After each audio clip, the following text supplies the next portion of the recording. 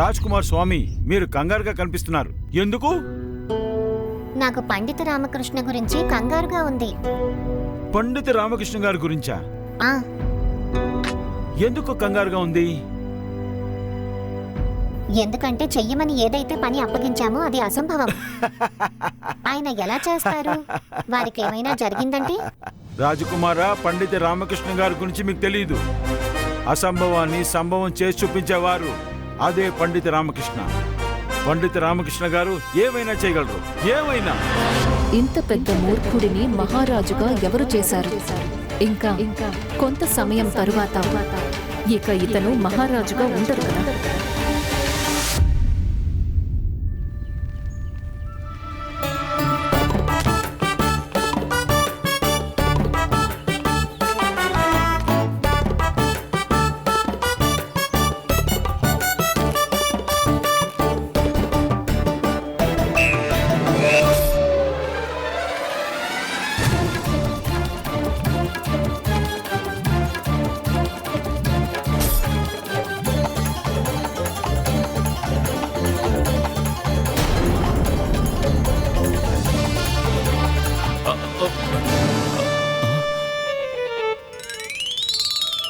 లేదు లేదు, ఏం లేదు.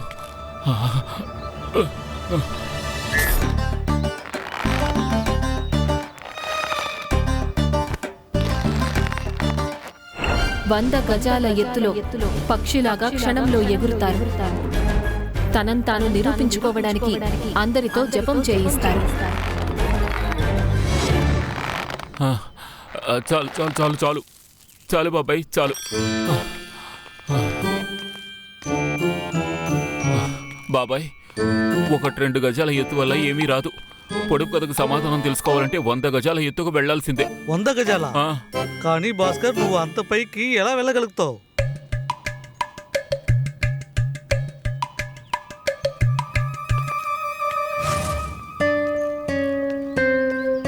బుద్ధి అస్సలు పనిచేయడం లేదు. పైన ఆకాశంలోకి వెళ్ళడానికి ఏం మార్గం ఉంటుందో ఏమిటో తెలియడం లేదే. అసలు ఇది సాధ్యమే కాదు కదా. పండిత రామకృష్ణ గారు,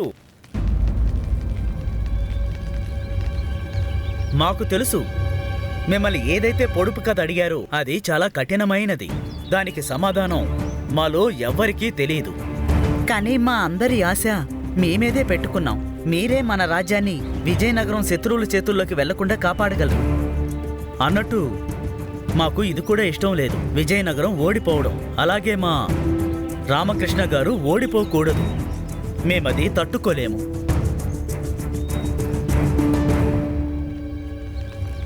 పండిత రామకృష్ణ గారు, పండిత రామకృష్ణ గారు. అరే బాలక, నువ్వా? అధ్యయనం చెయ్యకుండా నాకు ఎవరూ ఉద్యోగం ఇవ్వరా? ఈ విషయమే నేను నీకు చెప్పాలనుకున్నాను బాలక. ఎందుకంటే అధ్యయనం అనేది ఎంతో అవసరం. సరే చెప్పు, నువ్వు అధ్యయనం చేస్తున్నావా లేదా? చాలా శ్రద్ధగా మనసు పెట్టి మరీ చేస్తున్నాను. మా నాన్నగారు కూడా నా వల్ల చాలా సంతోషంగా ఉంటున్నారు. ఇలా చూడండి, ఆయన ఇవాళ నాకు ఈ కొత్త బహుమానాన్ని ఇచ్చారు.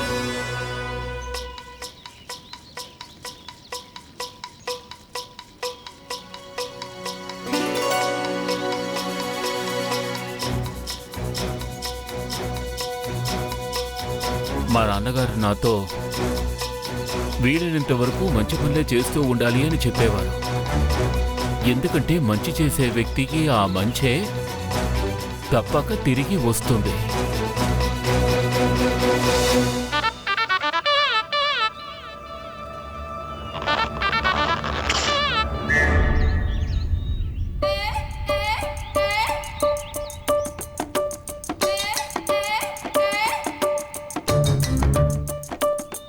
ఏం చేస్తున్నాడు?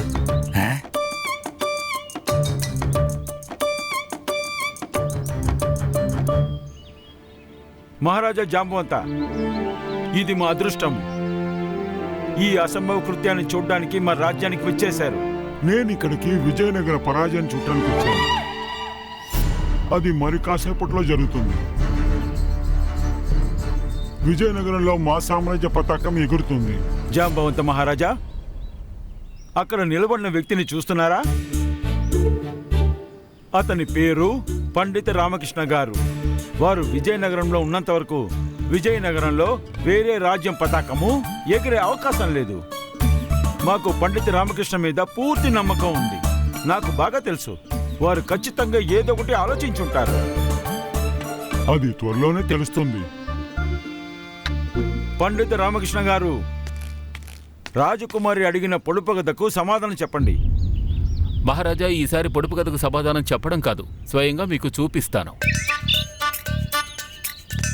ఇదిగో, నేను దీని సహాయంతో ఆకాశం కింద 100 గజాల ఎత్తుకు వెళతాను. వెళ్ళి అక్కడి నుంచి ఆ పొడుపు కథకు సమాధానం తెలుసుకుని వస్తాను.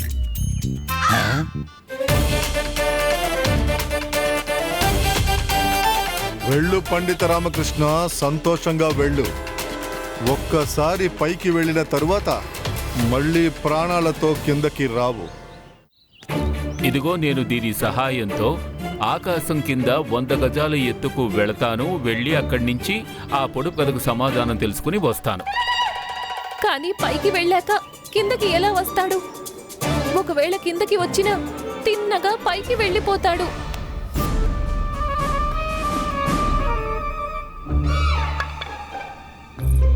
ఆ, ఓ. అరే, ఓ, ఓ. శివ శివ శివ శివ శివ శివ శివ, ఇక్కడ ఏం జరుగుతోంది?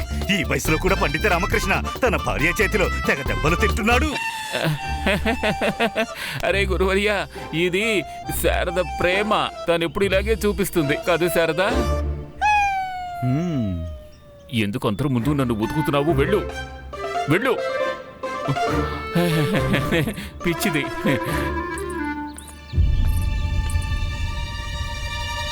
పండిత రామకృష్ణ గారు, మీరు ఈ సంచిని ఆకాశంలోకి తీసుకువెళ్తారా? అవును అమృపాలీదేవి, సంచి తీసుకువెళ్తేనే కదా పక్షులు లభిస్తాయి. ఇక అప్పుడేగా ఈ పొడుపు కథకు సమాధానం తెలుస్తుంది. ఇక్కడ ఎవరూ చింతించకండి, నేను సురక్షితంగా తిరిగి వస్తాను. పొడుపు కథకు సమాధానం తెలుసుకొని వస్తాను. తమరందరూ సిద్ధంగా ఉన్నారా? బలంగా వదలాలి.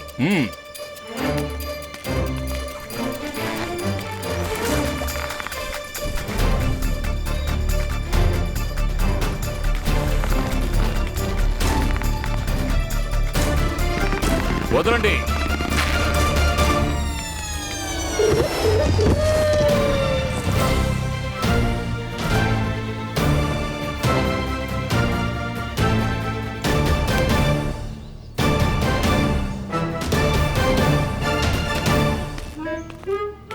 భోజనం చేయలేదా ఏంటి? వేగంగా బలంగా లాగండి. ఇక్కడ మీరెవరూ కంగారు పడకండి. నేను ఎగురుకుంటూ వెళ్ళి ఎక్కడ పడతానో ఆ ప్రదేశంలో పెద్ద పెద్ద పరుపులు వేసి ఏర్పాటు చేశాను.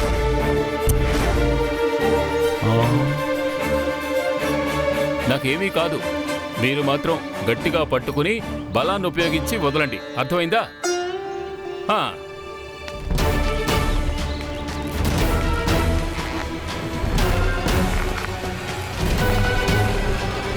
అసలు ఏమాడదానివి నువ్వు? ముందు నా పుత్రుడి మీద ప్రేమను చూపించావు, కానీ ఇప్పుడు తన ప్రాణాలే ప్రమాదంలో పడేశావు.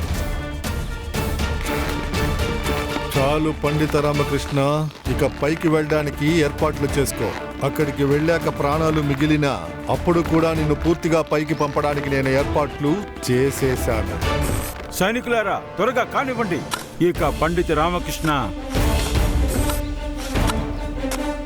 తీవ్రమైన వేగంతో తిన్నగా ఈ బల్లాల మీదకొచ్చి పడ్డారు.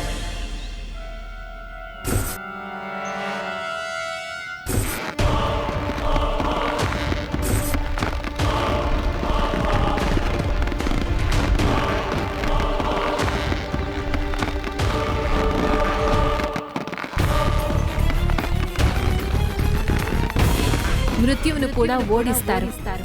అంత అద్భుతమైన గుణం, భయానికి కూడా ప్రాణం పోతుంది. అంత తీవ్రమైన ఖడ్గమది. యముడు కళ్ళ ముందే ఉన్నా ఆనందంగా మృదంగం వాయిస్తారు, నిమగ్నమై నృత్యం చేస్తారు, మలహర రాగం పాడతారు. 100 గజాలు భూమిపైన పక్షిలా రెక్కలతో ఎగురుతారు.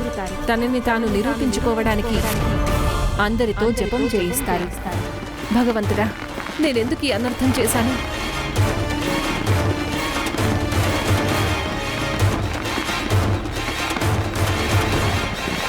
వదలండి వదలండి.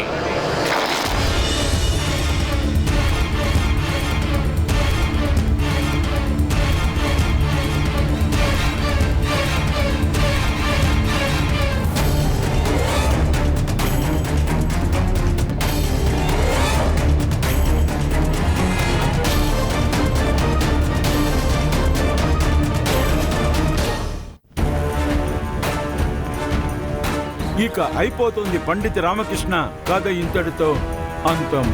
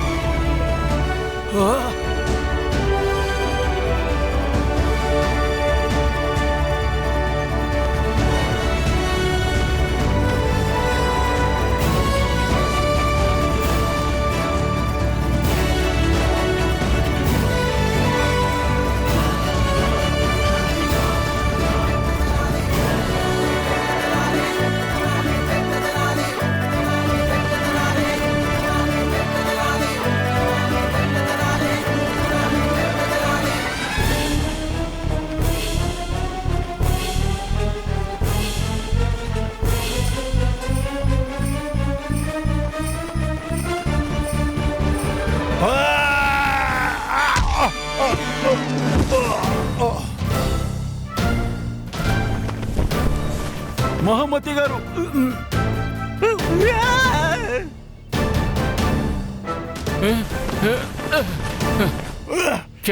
క్షమించండి మహామత్య. లేవండి లేవండి లేవండి. దుస్సాహసి, ఎంత ధైర్యం నీకు! తిన్నగా వచ్చి నా మీదకే దూకుతావా?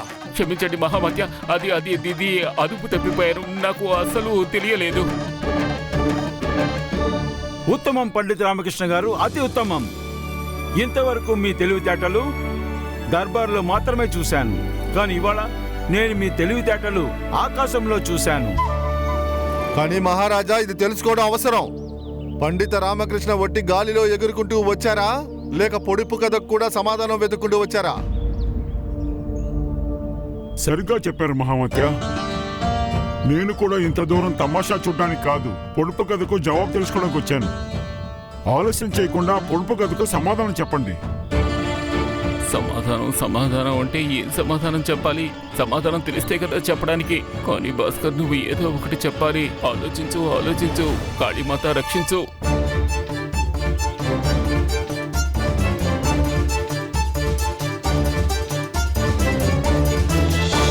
మహారాజా, నేను వాయువులో 100 గజాల ఎత్తులో ఆకాశం మధ్యలో ఎగురుతూ ఉన్నాను. అప్పుడు తమరు నన్ను చూసి అత్యంత రోమాంచితులు కావడం నేను గమనించాను. నన్ను ప్రశంసిస్తూ ఉన్నారు. ఇక కొంతమంది అయితే నన్ను స్మరిస్తూ ఉన్నారు. అప్పుడే నాకు అర్థమైంది, ఈ ప్రశంస, ఈ స్మరణ కేవలం నా కోసం కాదు, వాస్తవానికి ఇది నా సాహసానికి. కనుక రాకుమారి పొడుపు కథకు సమాధానం ఏమిటంటే సాహసం.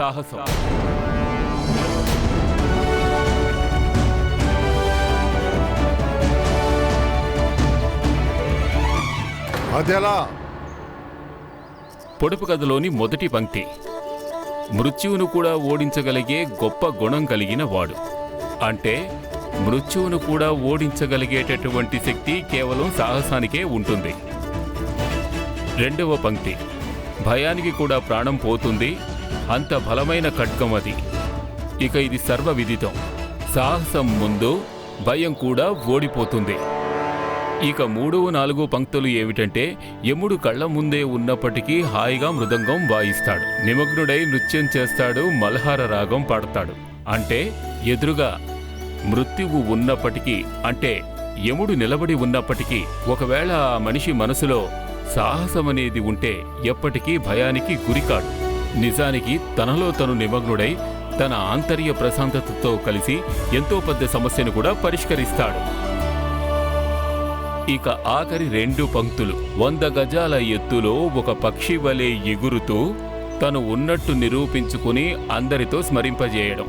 అంటే భూమి నుండి 100 గజాల ఎత్తులో పక్షితో సమానంగా ఎవరైతే ఎగరగలుగుతారో వాళ్లే ఈ పొడుపు కథకు సమాధానం తను ఉన్నట్టుగా నిరూపించుకోగలుగుతారు.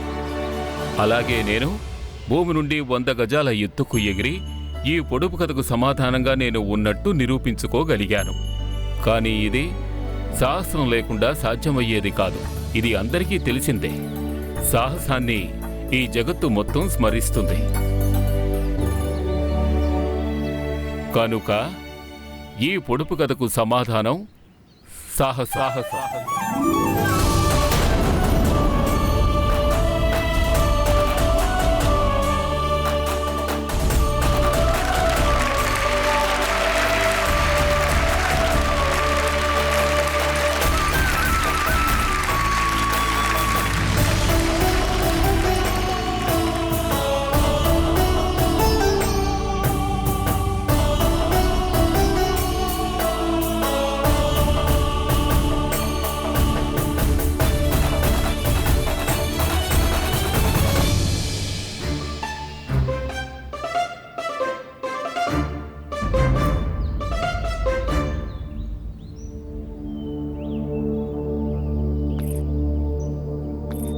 మహారాజా, ఇది పూర్తిగా సరైన సమాధానం. పండిత రామకృష్ణకి జై! పండిత రామకృష్ణకి జై! పండిత రామకృష్ణకి నా పుత్రిక ఎంపిక సరైనదని చెప్పడానికి నేను ఏమాత్రం ఇప్పుడు సంకోచించడం లేదు.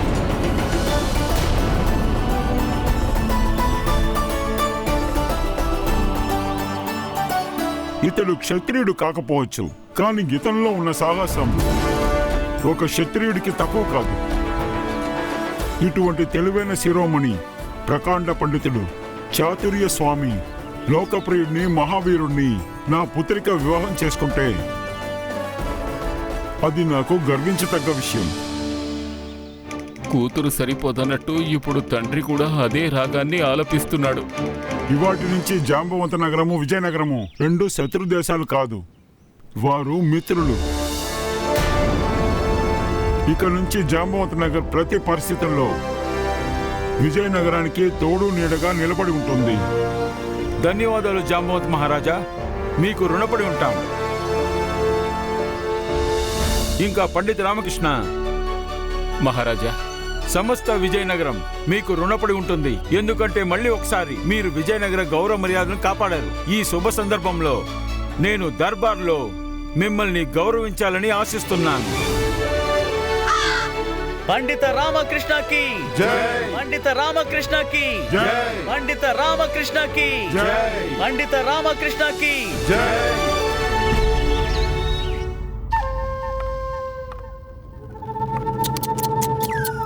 గురువుగారు, నాకైతే జాలి కలుగుతోంది రాజకుమారి దేవయాని మీద.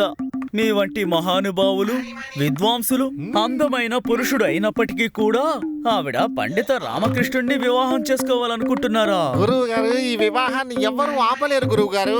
ఇది అసంభవం. ఈ ప్రపంచంలో అసంభవం అంటూ ఏదీ లేదు, అర్థమైందా?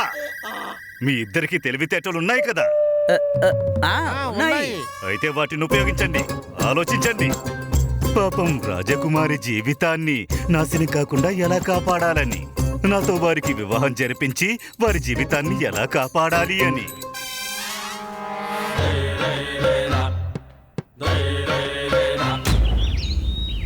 అంతటి తెలివా నా కళ్ళ ముందే ఉన్నప్పటికీ నేను గుర్తించలేకపోయాను. అతను మారు వేషగాడైతే కాదు, స్వయంగా పండిత రామకృష్ణనే. అవును, రామకృష్ణనే. రామకృష్ణనే. పదండి మహామాత్య, మిమ్మల్ని మీరు అదుపు చేసుకోండి. ఇదంతా అసలు ఏంటిదంతా? చాలు, నోటి నుండి ఒక్క మాట కూడా మాట్లాడొద్దు. నీ కారణంగానే ఆ పండిత రామకృష్ణ ఆ బందీ గృహం నుంచి పారిపోయాడు. ఆ తర్వాత పండిత రామకృష్ణ నువ్వు చచ్చిపోయాడని చెప్పావు. ఇతను మారు వేషగాడన్నావు. కానీ ఇప్పుడు నిరూపణ అయింది ఇతను మారు వేషగాడు కాదు, స్వయంగా పండిత రామకృష్ణ అని. గుర్తు పెట్టుకో, విజయనగర రాజసింహాసనం నా చేతుల్లోంచి జారిపోతే ఎంతో మంది ప్రాణాలు తమ శరీరాలను వదిలిపోతాయి. అర్థమయ్యిందా? అర్థం కాలేదా? అర్థమైంది మహామాత్య. కానీ ఇలా కోప్పడ్డం వల్ల ఏమీ జరగదు. మీరు శాంతంగా ఉండండి. కాలచక్రం కాస్త నిదానంగా నడుస్తోంది. అది ముందు గమనించండి, తర్వాత నిర్ణయం తీసుకోండి. అవును, ఇది నిజమే. మన పన్నాగం విఫలమయ్యింది. కానీ మనం అంత సులభంగా ఓటమిని అంగీకరించకూడదు.